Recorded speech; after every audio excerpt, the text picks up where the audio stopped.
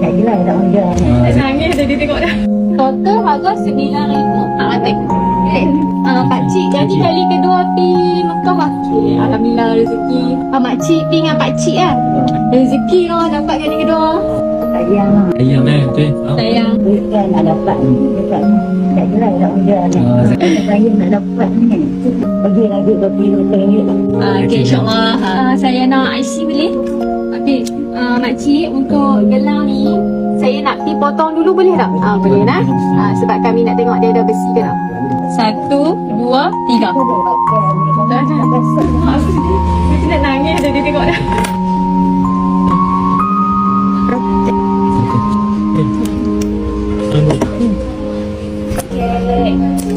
Abang Zam, dia memang apa? Ni besi ni macam sadut je. Try bakar you. Makan dulu tu. Kesian kat makcik-makcik tu. Kalau mai kita boleh timbang sekali.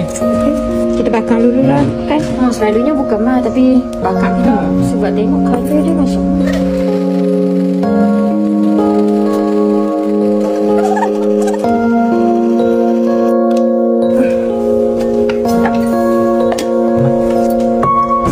spring ni confirm bukan emas lah. Ya, sebab kita dah bakar dah sampai dia merah pun dia tetap colour dia hitam.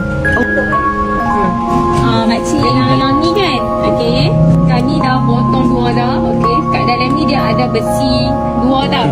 Yang ni dia punya besi dia lah. Yang kami potong dalam dia. Makcik nak tengok dulu lah. Dia macam ni belakang-belakang. Sebab gelang macam ni selalunya dia akan ada besi sikit. Dia akan ada spring. Spring dia macam ni lah. So dia akan jadi berat sikit lah. Tadi saya bagi kat makcik RM9,400. Okey, sekarang sebab makcik nak pergi sana kan, bos bagi lebih sikit lah. Bos bagi RM9,696. Boleh? Alhamdulillah rezeki kan. So okey lah. Kami ambil duit. Okey, yang ni IC. Okey, duit dah masuk dah kat dalam. Nanti pakcik nak check lah dalam bank. Okey lah. Pakcik nak pergi sana. Pakcik doa kat kami semua lah. Kami semoga dimurahkan rezeki selalu lah. Tak lagi. Tapi teringin tu ada lah. Pakcik doa lah dekat kawan-kawan kami sekali. Doa ni dapat baby selalu. Kami doakan semoga usaha makcik dengan pakcik dipermudahkan. Okay. Terima kasih makcik. Okay. Hati-hati. Salam.